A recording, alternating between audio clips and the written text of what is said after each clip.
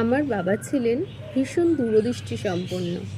বাবা যখন বাড়ি তৈরি করেছিলেন, সুদীপ কাকু বাবাকে বলেছিলেন, এই সামান্য জায়গার মধ্যে একসাথে দুটো বাড়ি তৈরি করছিস কেন?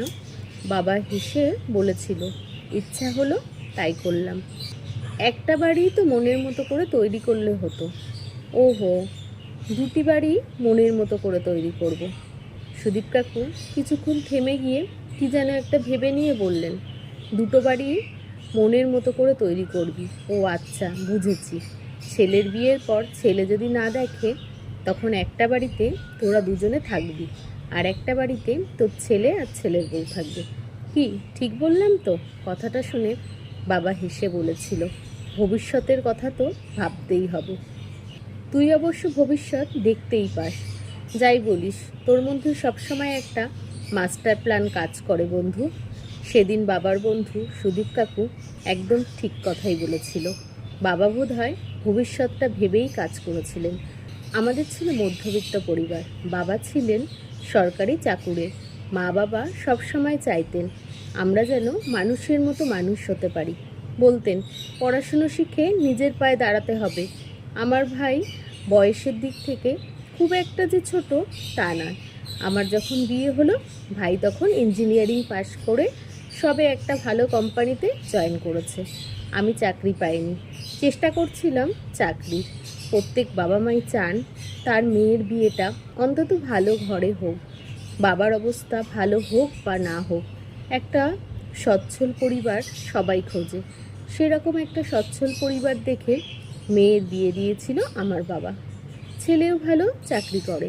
বিয়ের দেখাশোনার পর থেকে মাত্র 3 মাসের মাথায় আমার বিয়েটা হয়।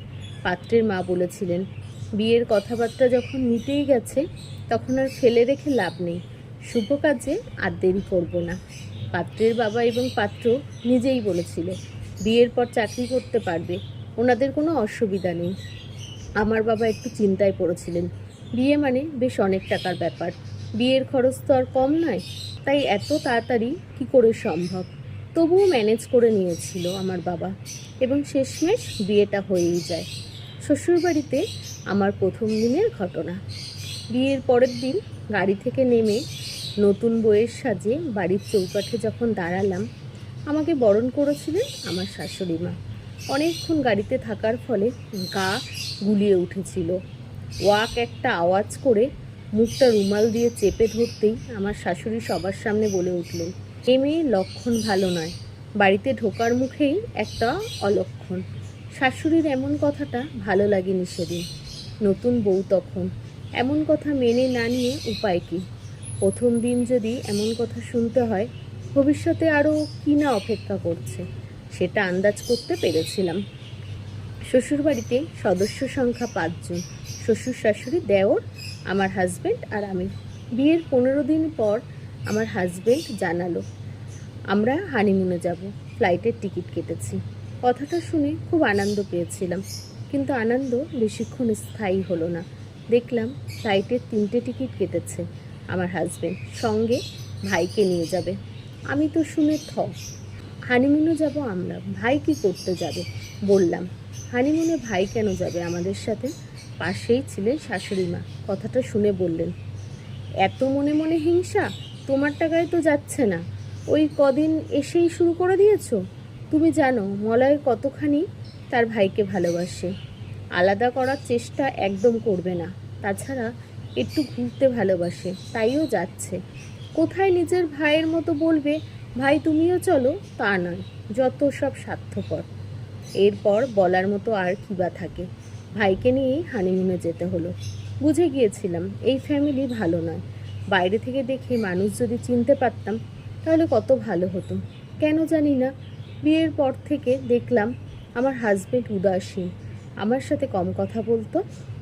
আমি কিছু বলতে গেলেই আমাকে বলতো। আমি এরকমই, কম কথা বলাটা আমার স্বভাব। আমি সেটাই বিশ্বাস করতাম। বিয়ের পর থেকেই আমার দেওর আমাকে একটু অন্য চোখেই দেখত। ইচ্ছা করে টাচ করতো, গায়ে হাত দিত। এসব আমার হাজব্যান্ডকে বললেও কিছুই বলতো না, খুব সাধারণ ব্যাপার ধরে নিত। শাশুড়িকে বললে তো আর রক্ষে নেই। আমি আমার দেওরকে এড়িয়ে চলতাম, পাত্তা দিতাম না। এদিকে শাশুড়ির ব্যবহার একদম ভালো লাগতো না। বউ মানে বাড়ির কাজকর্ম করবে আর বাড়িতেই থাকবে, আর হাজব্যান্ড তো মেরুদণ্ডহীন। বিয়ে করে না আছে কোনো দায়িত্ব, না আছে কেয়ার। মনে হতো আমি জোর করে এ বাড়িতে ঢুকে পড়েছি। ততদিন প্রায় 1 বছর মতো কেটে গেছে। বাড়িতে ফোন করে মাকে বলতাম সব কথাগুলো। মা বলতো, শোন পিউ, বিয়ের পর নতুন নতুন এসব একটু সমস্যা হয়, পরে সব ঠিক হয়ে যাবে। ভাবলাম সব মেয়ের জীবনেই হয়তো এমনটা হয়। বেশ কিছুদিন কাটে এইভাবে। তারপর ঘটলো একটা ঘটনা। আমার হাজব্যান্ড আর আমার দেওরকে দেখে কেউ বলবে না যে ওরা দাদা ভাই, যেন 2 বন্ধু। একদিন দুপুরে আমি ঘুমাচ্ছি আমার ঘরে, সেই সুযোগে আমার দেওর আমার ঘরে ঢুকেছে, হাতে মোবাইল। হঠাৎ ঘুমটা ভাঙতেই দেখি আমার দেওরের কীর্তিকলাপ। সঙ্গে সঙ্গে উঠেই ওরা হাত থেকে মোবাইলটা কেড়ে নিই, সপাটে চর কষিয়ে দিই গালে। তারপর মোবাইলটা খুলে ছবি আর ভিডিও ডিলিট করতে গিয়ে দেখি তাতে চক্ষু চড়ক গাছে আরও কিছু ছবি আর ভিডিও। আমার হাজব্যান্ডের সাথে একজন মহিলার বেশ কিছু ঘনিষ্ঠ ছবি, সেই একই মহিলার সাথে আবার আমার দেওরের কিছু ছবি। এই লহমায় সব কিছু ভেঙে চুরমার হয়ে গেল। হাজব্যান্ড কেন আমার প্রতি উদাসীন সেটা বুঝতে বাকি থাকলো না। একজন ডিভোর্সি মহিলার সাথে পরকীয়া সম্পর্ক, আর পুরো ব্যাপারটা শাশুড়ি জেনেও প্রতিবাদ করে না, বরং প্রশ্রয় দেয়। তারপর থেকে শুরু হলো অশান্তি। কম কথা বলা স্বভাবে মানুষটির মুখোশ খুলে যেতে লাগলো। মুখোশের ভাষাও পাল্টে গেল। আশালীন ভাষায় কথা বলা শুরু হলো এবং পরিষ্কার জানিয়ে দিল এই পরকীয়া সম্পর্ক থেকে সে বেরাবে না, আর আমি ওর সাথে থাকলে ওর কিছুই যায় আসে না। এরপর থাকার কোনো মানেই হয় না। আমি বেরিয়ে আসি ওখান থেকে এবং অবশেষে ডিভোর্স দিই। আজ 10 বছর হয়ে গেল। আমার বাবার তৈরি করা যে 2টো বাড়ি, তার একটা আমার আর একটা ভাইয়ের। আসলে বাবা সত্যি দূরদৃষ্টি সম্পন্ন। সেদিন হয়তো বাবার কর্মকাণ্ডে অনেকেই হেসেছিলেন। আমার বাবা ছেলে আর মেয়েকে কখনোই পৃথক করে দেখেনি, আর সেই জন্যই হয়তো নিজের মতো করে বাঁচতে পেরেছে। এখন এই বাড়িটাই আমার নিজের বাড়ি, আমার সুখের কানন। এখন আমিও একটা ভালো চাকরি করি, আছি নিজের মতো স্বাধীনভাবে। অনেক অনেক অনেক আনন্দে আছি। ডিভোর্সের কথা চিন্তা করেই যখন এই বাড়িতে ফিরে এলাম, ততদিনে বাবা রিটায়ার্ড করে গেছেন। ভাইয়ের বিয়েও হয়ে গিয়েছে। ভাইয়ের তখন নতুন সংসার, সে সংসারে আমিই বা কেন বাড়তি বোঝা হতে যাব। মনে হয় প্রত্যেক বাবা মায়ের বোঝা উচিত। ছেলের বাড়ি না থাকলে যেমন ছেলের বিয়ে হয় না, তেমনি মেয়ের নিজস্ব বাড়ি না থাকলে মেয়েরও বিয়ে দেওয়াটা ঠিক নয়। অন্তত মেয়ের জন্য আলাদা একটা রুম থাকা উচিত। শ্বশুরবাড়িতে কোনো ঝামেলা হলে সে যেন ফিরে আসতে পারে অন্তত। তবে আমি নিজেকে খুব ভাগ্যবান বলে মনে করি। ডিভোর্স হয়ে যাওয়ার পরেও আমি আমার নিজের একটা আস্থানা পেয়েছি। বাবার দেয়া এই বাড়িটা আমার কাছে সুখের কানন। আজ আমি আমার সুখের কাননে ঘুরে বেড়াই নিজের মতো করে, যে কানন জুড়ে আছে শুধু বাঁচার আলো। সব থেকে বড় সত্যিটা কি জানেন? আমার মতো ভাগ্য সবার থাকে না। এই পোড়া দেশে এমন কত অভাগিনী আছে যাদের ফেরার জায়গা নেই। বাপের বাড়িতে বাবা মা দাদা ভাই সকলেই আছে, তবুও তার আশ্রয় নেই। ফিরতে চাইলেও ফেরার উপায় নেই।